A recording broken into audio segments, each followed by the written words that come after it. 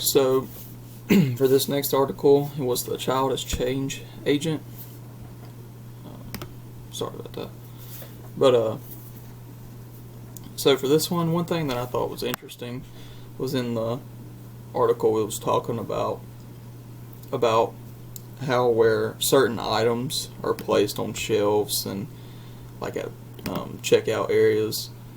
And I think it's interesting because it was talking about how these unhealthy food items are usually something that's at like child's eye level and something they can reach and grab.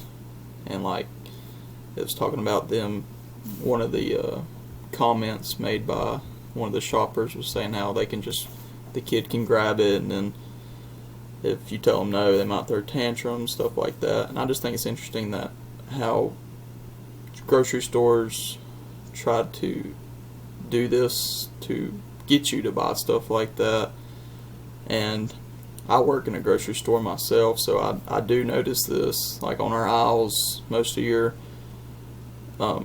items that are most of the time unhealthy are usually at a child's eye level where they can easily grab it, and then your healthier food items, you may see them more on the very bottom shelf or the very top shelf, which is just not eye-catching spots. So I thought that was one thing that was interesting about the child for change agent, child as change agent article.